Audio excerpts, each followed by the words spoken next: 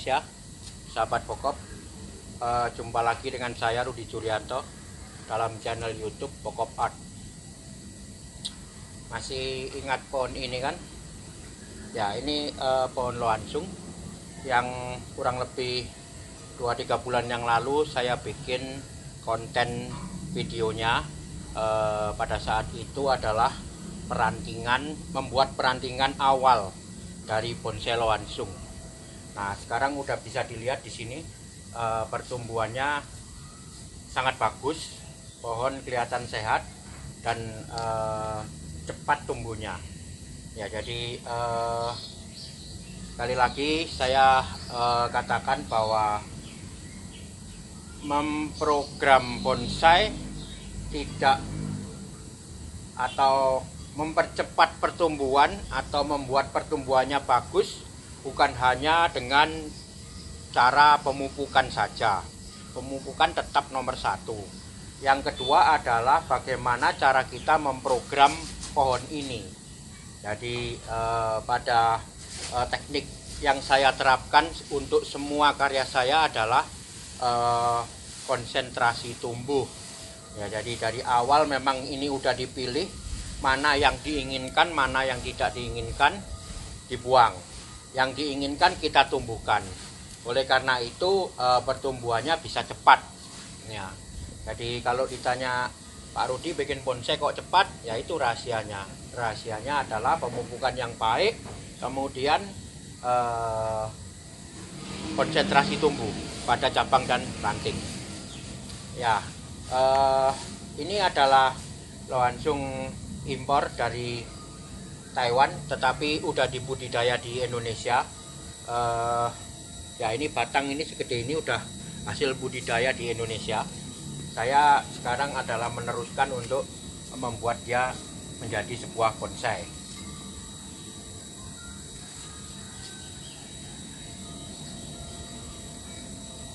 Oke, sekali lagi ini ada pengertian dasar juga bahwa membuat bonsai itu sebenarnya pada dasarnya adalah mempercepat pertumbuhan, mempercepat proses penuaan. Jadi kemudian ada pertanyaan, penuaan itu yang bagaimana? Penuaan itu adalah kematangan cabang dan ranting, kematangan perantingan. Jadi cabang, ranting, anak ranting, cucu ranting dan seterusnya. Apabila dia udah mencapai perpecahan yang sesuai dengan jenisnya, misalkan sampai cucu ranting, loansung ini selesai, maka kematangan akan terjadi. Nah, pada saat itu proses penuaan. Penuaan adalah daunnya menjadi kompak, menjadi lebat, menjadi kumpulan tajuk yang dikehendaki. Nah, itulah pada prinsipnya membuat bonsai. Oke, saya lanjutkan dengan proses ini. Oke, setelah proses pertama pembuatan atau pengarahan perantingan, nah ini juga masih belum terlihat tajuknya, tetapi pertumbuhan udah sangat bagus, sehingga apa yang saya rencanakan bisa dilihat di sini. Apa yang saya rencanakan di awal-awal, yaitu misalkan sebelah sini. Ya, ini tadinya ini rantingnya masih kecil-kecil hijau, sekarang udah lumayan membesar. Nah, inilah proses pembuatan ranting loansung. Seperti pada awal pembuatan video ini, pohon ini, saya katakan bahwa loansung adalah pengelosannya sekaligus. Kita ngelos ranting, kemudian kita ngelos juga anak ranting. Nah, ini waktu itu masih belum ada, sekarang tumbuh baru. Ini kita los, jadi sekaligus satu cabang, satu ranting, anak rantingnya kita buat.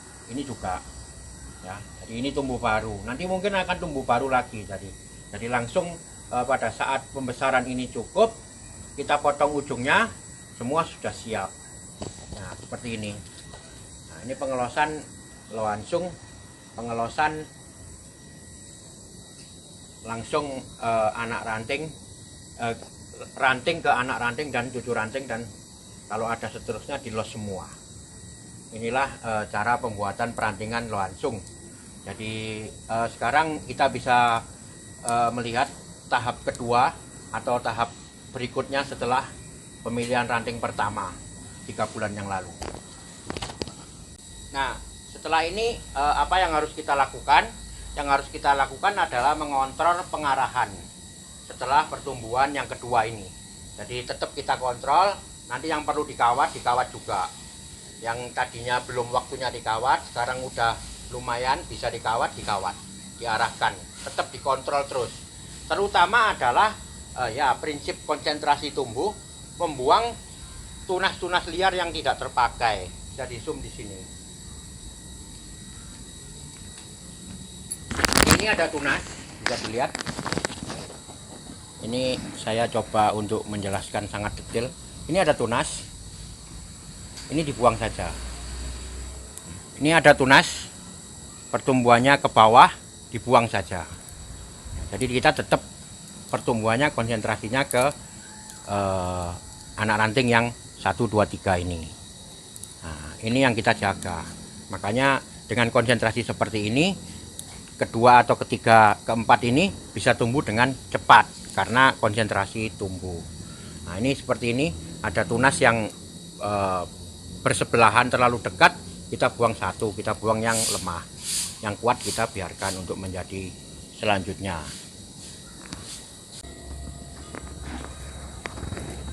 Nah, selain memperhatikan tadi pemilihan tunas-tunas yang tidak terpakai, yang mengganggu, kita buang. Kita juga mengontrol pengarahan. Jadi apa yang sudah kita kawat 2-3 bulan yang lalu, kita kontrol lagi seperti ini. Nah, bisa diarahkan ke arah yang lebih mendekati apa yang kita mau. Ini diarahkan lagi karena memang ini masih sangat muda, masih lentur, jadi bisa berubah-ubah. Makanya kita harus kontrol terus. Apalagi ini jenis lohansung, yaitu mempunyai karakter percabangan atau perantingan sangat lentur. Dari pengawatan bisa sampai 4-5 kali menuju ke perantingan yang matang atau menuju ke arah perantingan yang kita kehendaki. Oke, saya lanjutkan dulu dengan proses pemilihan, kemudian nanti pengawatan dan pengarahan. Setelah itu saya akan review lagi bagaimana hasilnya dan kira-kira apa proses selanjutnya. Oke.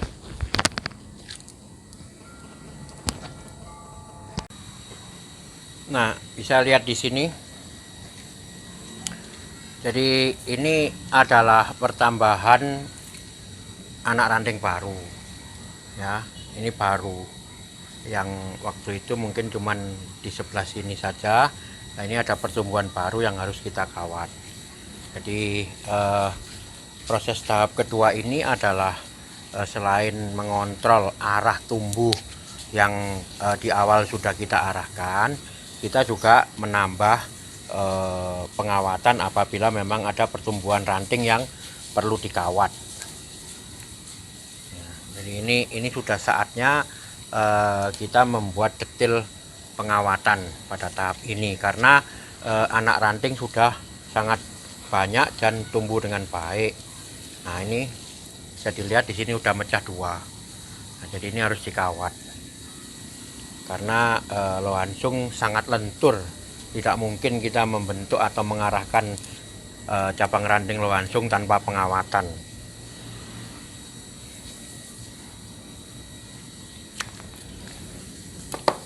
Nah, selain itu kontrol pertumbuhan juga dilakukan. Mana yang tidak terpakai segera dibuang untuk konsentrasi tumbuh.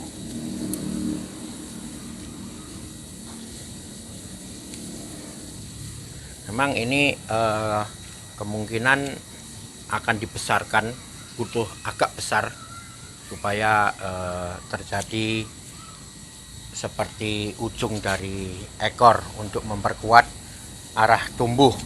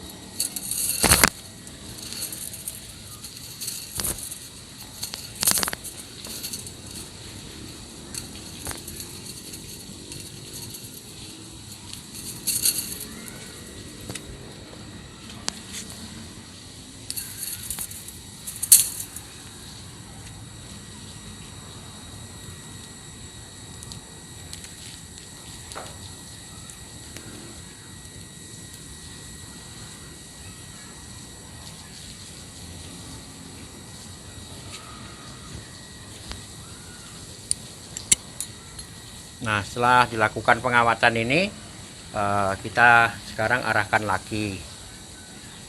Jadi ini udah ada perpecahan. Ya, ini ada perpecahan tapi masih sangat muda, jadi belum saya kawat. Ini juga ada perpecahan.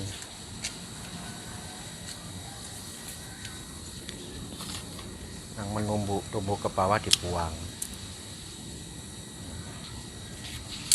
Jadi karakter perantingan pohon loansung adalah melebar, tapi ada yang bertumpuk juga. Jadi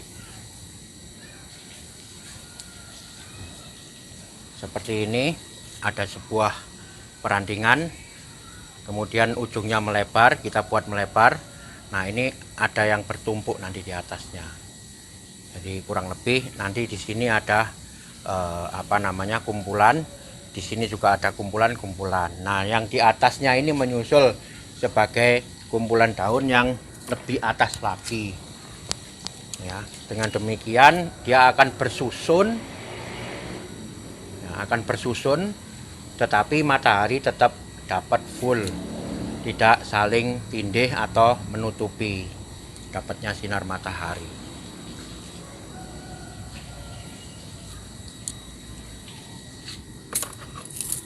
Ini ada perantingan baru lagi, bisa dilihat ke sini, kita kawat baru.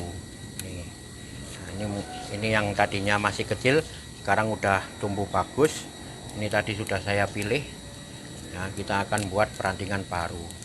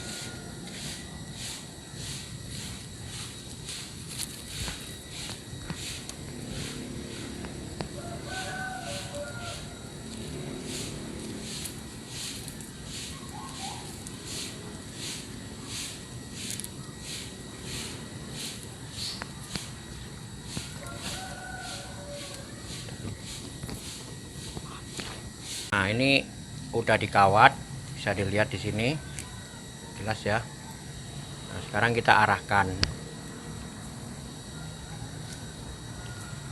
membuat susunan baru.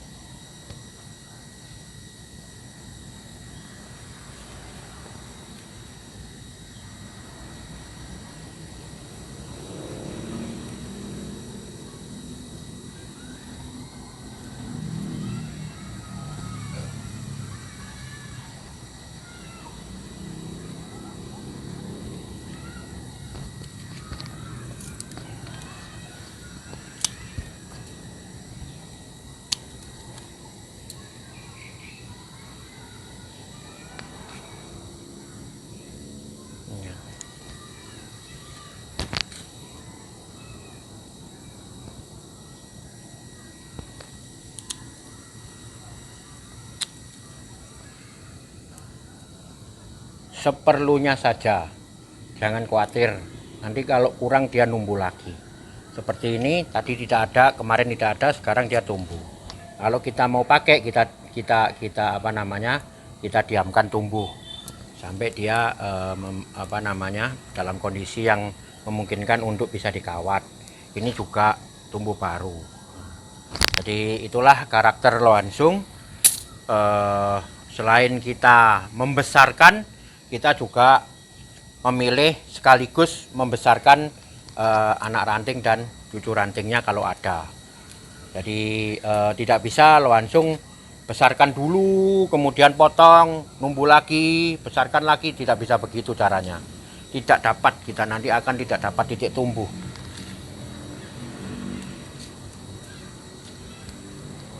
Oke, ini saya lanjut dulu dengan pengawatan.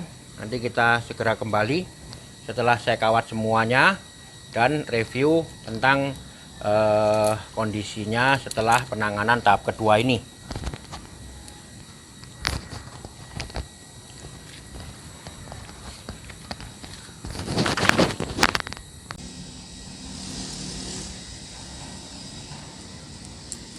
Nah, ini udah selesai saya kawat, udah selesai saya arahkan.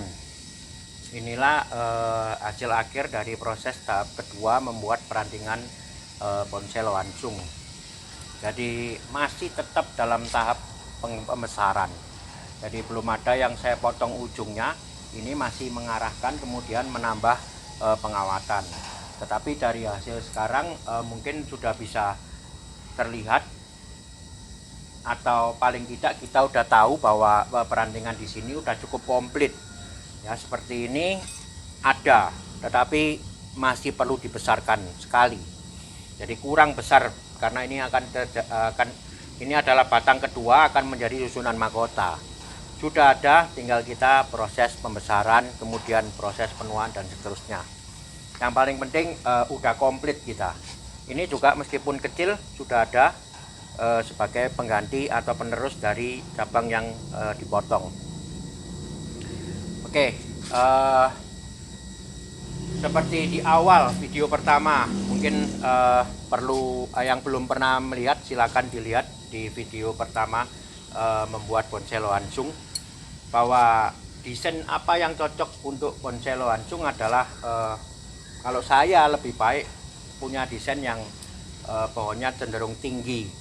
Jadi kurus tinggi. Jadi di situ akan karakter langsung akan mudah kita keluarkan lewat perantingannya dengan batang yang agak kurus tinggi. Ya, seperti ini mungkin masih terlihat terlalu lebar. Nanti akan kita press setelah pembesaran telah cukup.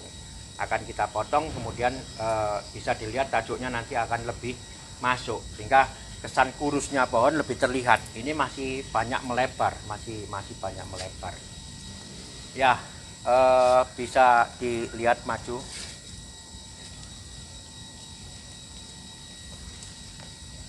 Ya, ini masih kecil, tetapi sudah kita arahkan tahu penempatannya di mana. Tinggal nunggu pembesaran. Ini juga bisa dilihat di sini banyak sekali yang saya biarkan untuk dilos.